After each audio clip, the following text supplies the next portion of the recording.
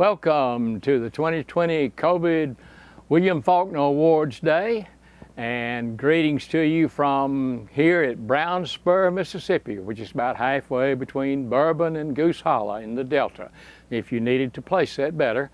And the reason I wanted to start in here is because I believe that to be a successful writer, one must be a successful reader.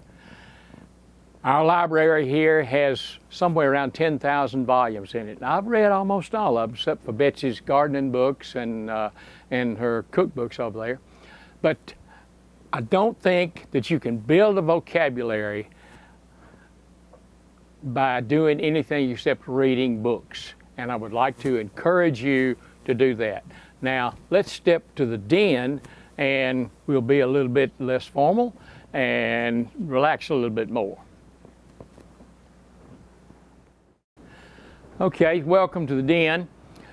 You saw in the library the picture that was on the desk. I was married to the most beautiful girl in the world for 55 years. She was a rebelette at Ole Miss, and I was a football player at Ole Miss back when we were national champions.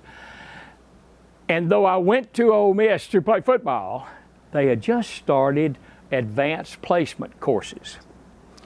And they put me, because I'd made such a high score on the ACT and English part of it and creative writing, they put me in what was really a graduate course of creative writing. Dr. Tom Truss taught it, and he made us write for 4 years, but he pretty well let us write what we wanted to write. And I think that's the key to teaching children to enjoy writing and reading too. But let them read what they want to read and let them write what they want to write.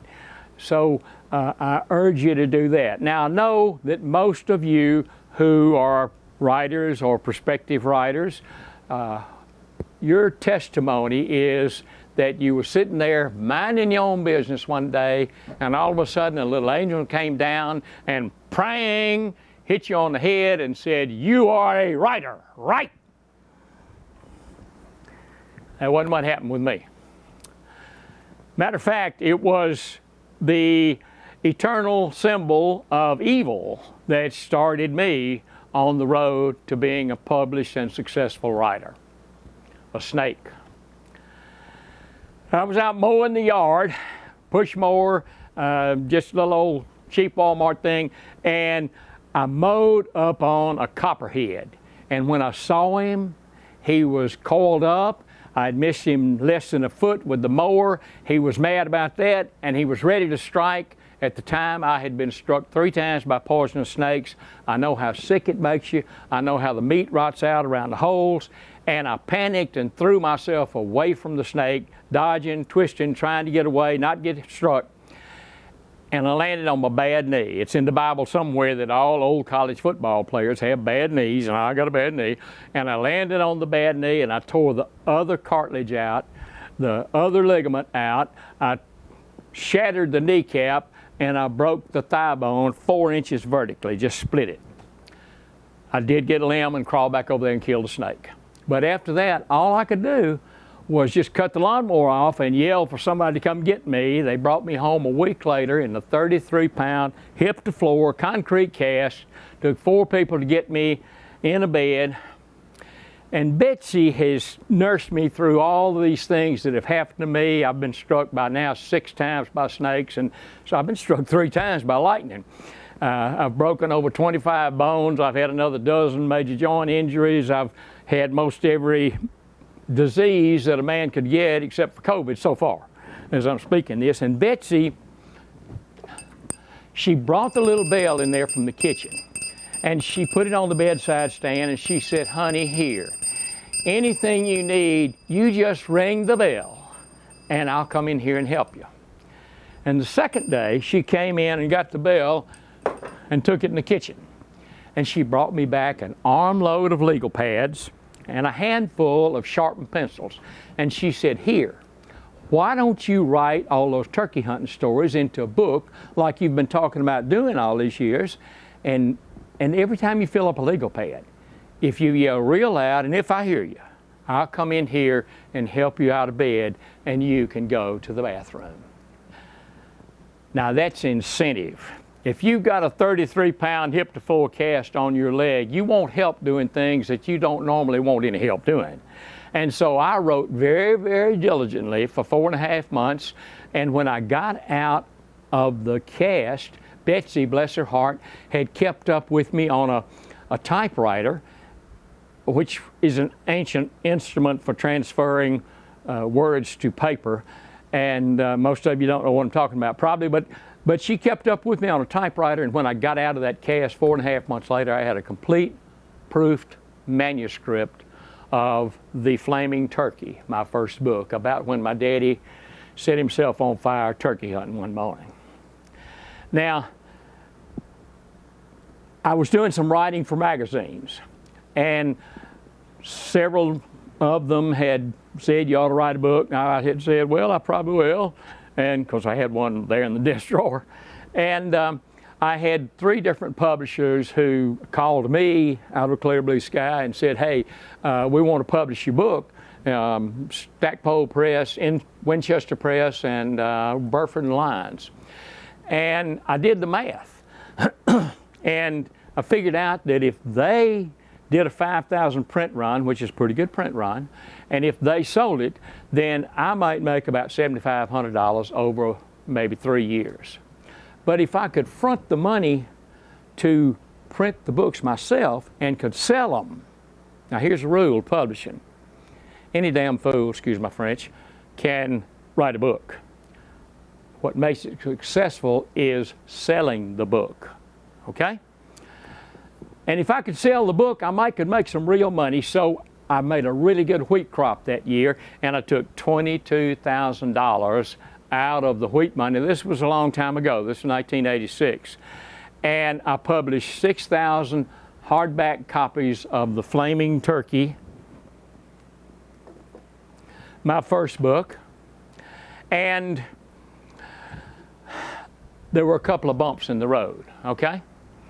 Let me tell you about those on the way.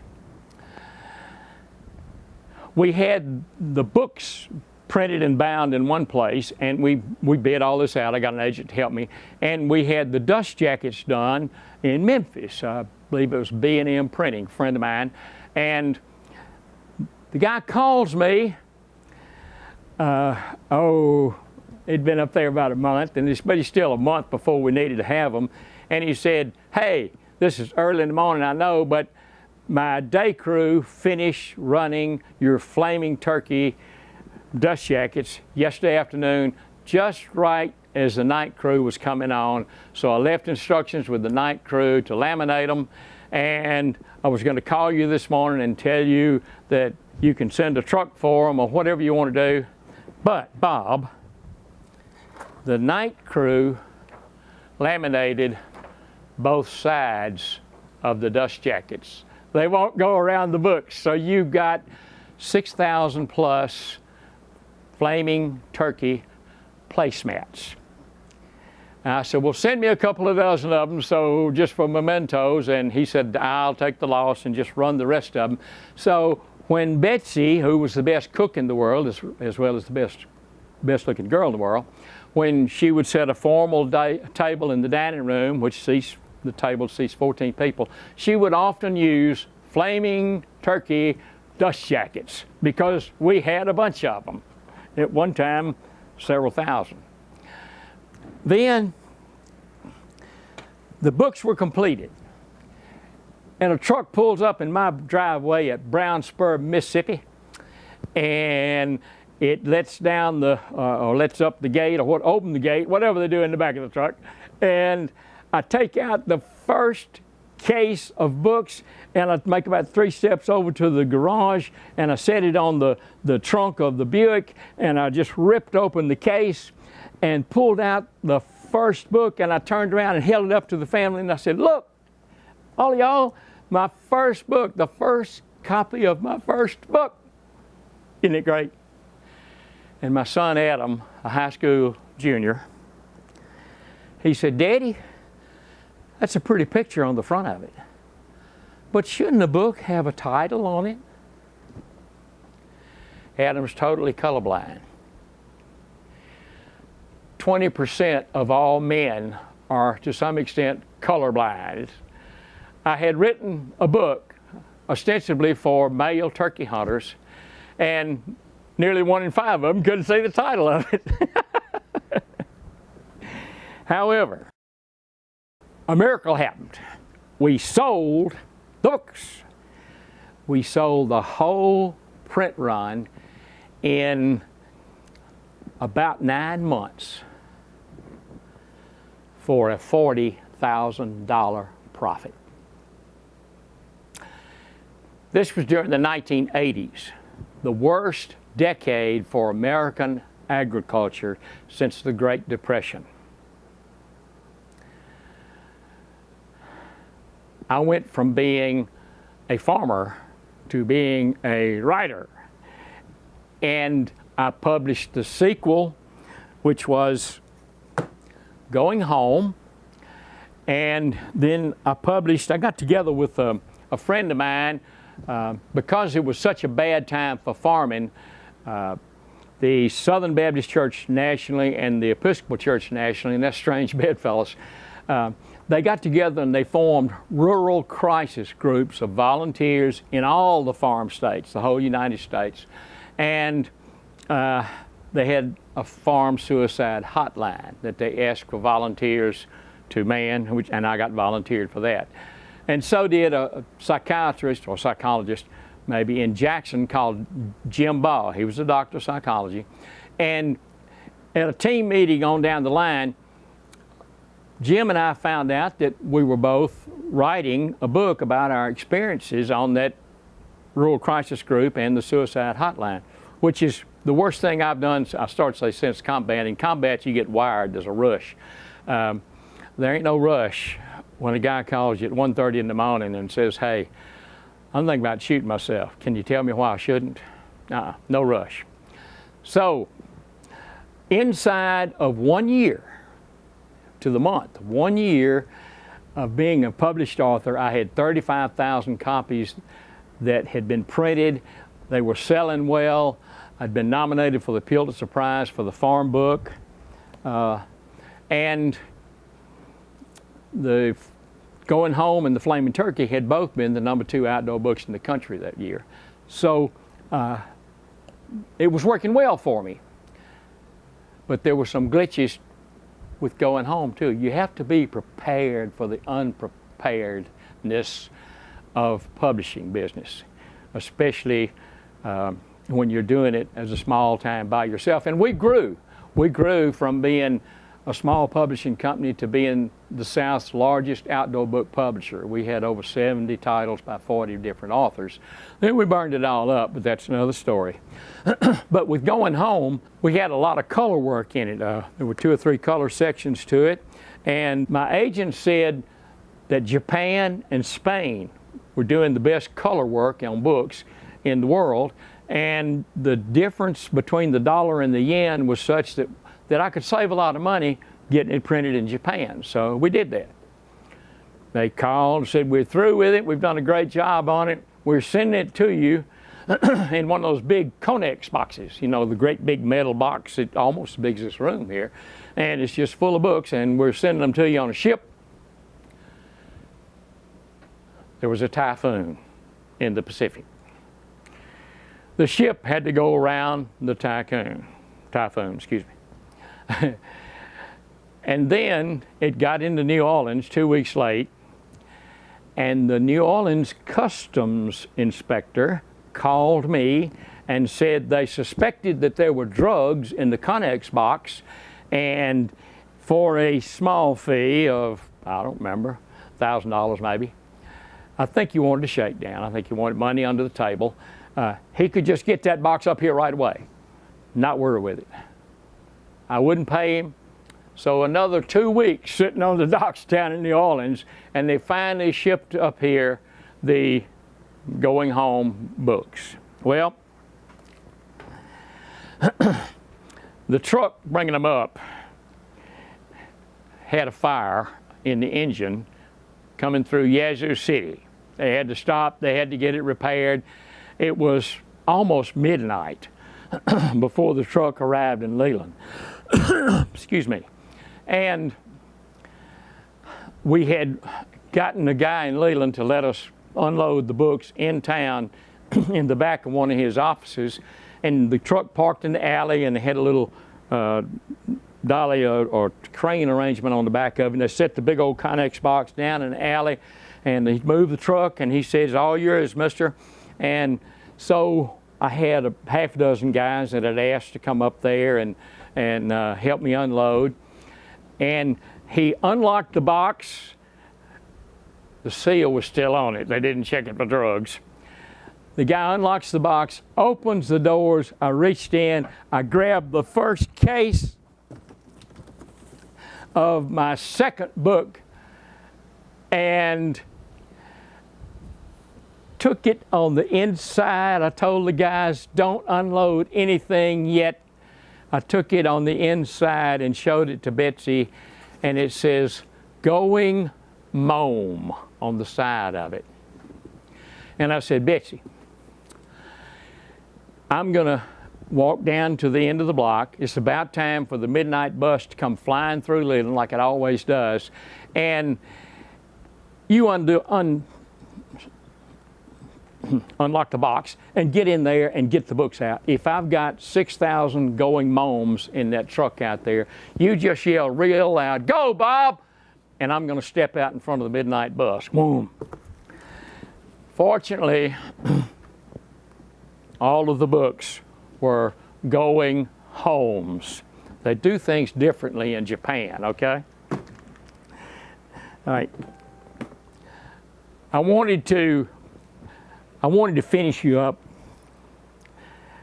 One of the best reasons for being a writer is the feedback you get. And I'm going to run a little bit over maybe with Lynn, but she can make the call. The farm book came out and was done so that it would help people who were in that kind of really bad financial trouble back in those days. 12 years later, this was in the late 90s, early 2000s, I got a call one night from a guy, and he said, are you the guy that writes the books and all? And I said, "Yes, sir." And he said, "You also write a newspaper column?" And I said, "Yes, sir." He said, "You talked to me on the phone from 1:30 in the morning till 4:30 in the morning one night." And I said, "Well, we must have been duck camp, deer camp, turkey camp, what?" He said, "No, I call it farm suicide hotline." And I never connected the Bob Neill I talked to that night with the Robert Hitt Neill, who's had a column in our newspaper down here for 100 years, seems like. And today in your column, you said something about having worked on a farm suicide hotline. And I told my wife, I said, "I bet that's the same guy." And she said, "Well, if it is, you need to call him." So I called you. I called you to tell you I didn't do it. I did lose the farm. I did lose my equipment. I managed to keep the house. I got a job. My wife got a job. We managed to get the kids through school. They're gone to college and they're out now, and they're settled down, and we're doing okay. And I said, "Mister, I appreciate you calling, but since it's your nickel, how come you didn't do it? I've never had anybody call back. None of us that manned that suicide hotline have ever had a call back. Why didn't you do it?" And he thought a second, and he said, "You made me laugh." He said, "You told a story that on the face of it was kind of tragic, but you put a twist on, you made it funny, and for 18 months, I didn't unload that gun. I'd sit down there every night, and I'd take it out of the desk drawer, and I'd think about whether I needed to do it or not do it. And every time I'd think about that big black Foreman of yours throwing that huge toolbox down the turn row, and that hitting and tools scattering out over half an acre of cotton in the turn row, and I'd laugh." And he said, I'm not even sure you can shoot yourself when you're laughing." So I made it, and I just wanted to I just wanted to thank you for talking to me that night. Listen,